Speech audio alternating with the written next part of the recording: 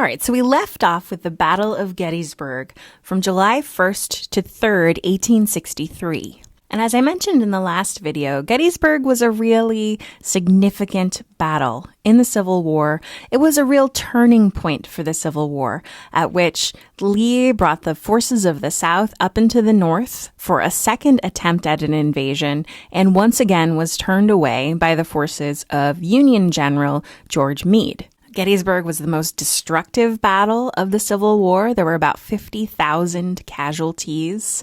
And it, along with the victory at the Siege of Vicksburg, which followed the day after, on July 4th, really start to signify the beginning of the end of the Confederacy's bid for independence. Now, what you may not know about the Battle of Gettysburg is that it was almost the end of the war. In fact, Lee took his army trying to cross back over the Potomac into the South, and the Potomac was flooded, so he and his army were pretty much pinned between this flooded river and the forces of Meade in the north.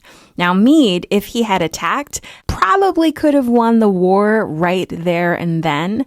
And Lincoln was so angry that Meade didn't attack. He wrote him this really nasty letter saying, "I think you don't even realize what you've done here by letting Lee get away. We could have ended the war right now." But actually, Lincoln didn't send that letter. He thought better of it and instead congratulated Meade on his great victory and the boost of morale that it gave the forces of the United States at Gettysburg. So now I'd like to take some time to talk about the Gettysburg Address, which is arguably the most famous speech in American history. It's pretty up there. And it's extremely short. It's only 272 words. Now, Lincoln delivered the Gettysburg Address on November 19th, 1863. So it's about 3.5 months after the Battle of Gettysburg. I think the Gettysburg Address is really interesting, and all of the events surrounding it, the circumstances surrounding it, tell us a lot about the culture and society of the 19th century, the progress of the Civil War, and also the way that things are going to kind of be wrapped up in the end of the Civil War, what the ultimate message of the war is going to be, and what the blueprint of reuniting the country is going to look like. So Gettysburg was this tremendously destructive battle with 50,000 casualties. And remember that after the battle, Lee is kind of fleeing for the life of his army. And not too long after that, Meade pursues him. So the armies make kind of an incredible mess. And then they take off, leaving this tiny town of Gettysburg, which has, I think, about 2,500 people, to deal with 50,000 casualties. So men who are dead or wounded, maybe missing in action somewhere, and they really just don't have the capacity for it. So the governor of Pennsylvania contracts out to create a cemetery. And in this period of 3.5 months, there are bodies literally rotting on the ground.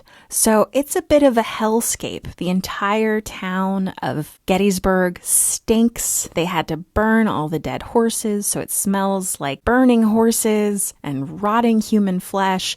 It is not a happy place to be. So the town of Gettysburg and the state of Pennsylvania are very eager to get a cemetery underway at Gettysburg. And so they begin the process of burying the bodies and reburying the bodies, trying to identify the various corpses that are left on the field.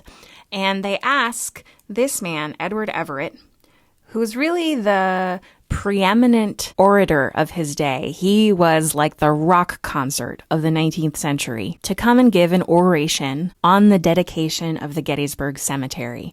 And they say, "Everett, do you think you could do this on October 23rd? And Everett says, "No, I definitely won't be ready to have a script for an oration by then. So can you push it back to November 19th? So it's actually Everett who decides what day the Gettysburg Address is going to take place on. Lincoln, by contrast, was only invited maybe a month or so before, and he wasn't really considered the important speaker of the day. That was Everett. But Lincoln knew that he wanted to make something of his remarks at Gettysburg. Now, remember that an election year is coming up in 1864.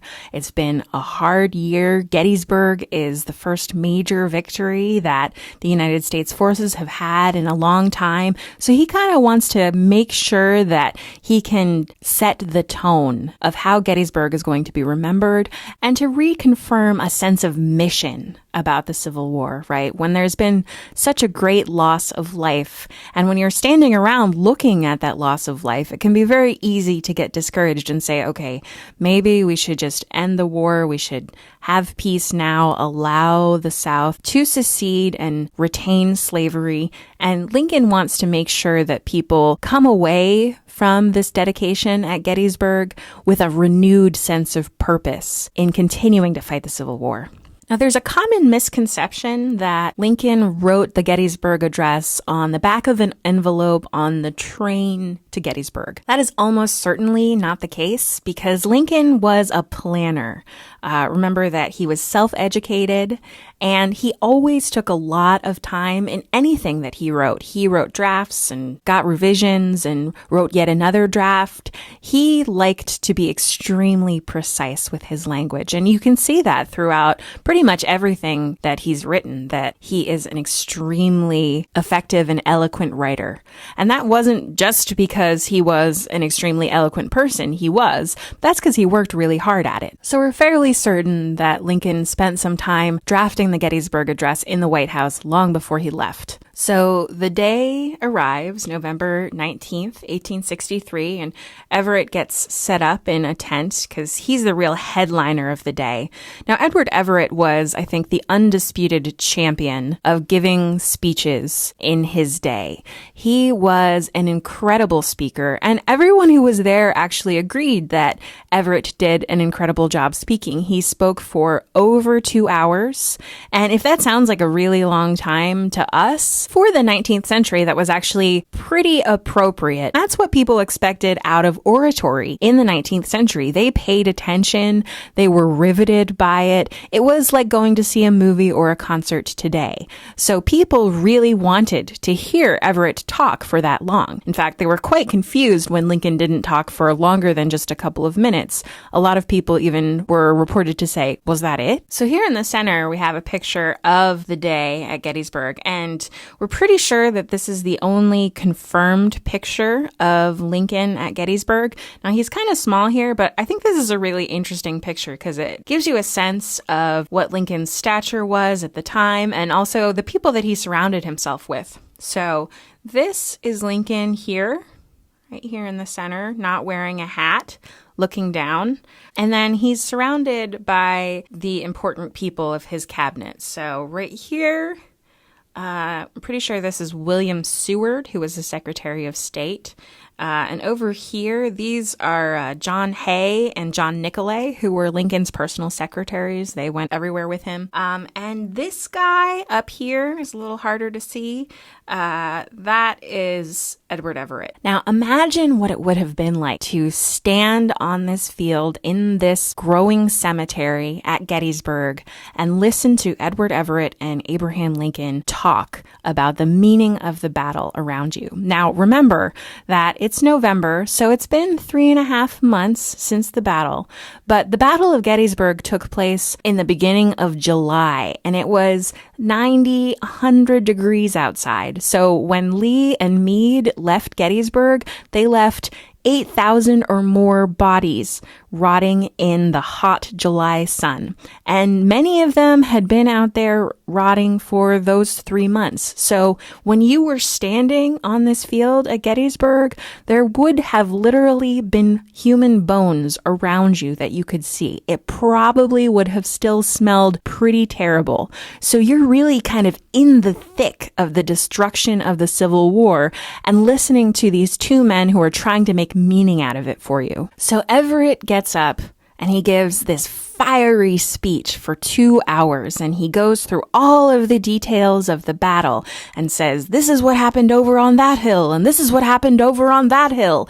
And he tries to rev up the crowd into kind of this patriotic fervor of not only appreciating the glory of the Union victory at Gettysburg, but also renewing their hatred for their enemy. And then Lincoln gets up to speak. And he speaks for just a couple minutes, and we'll talk more about that in the next video.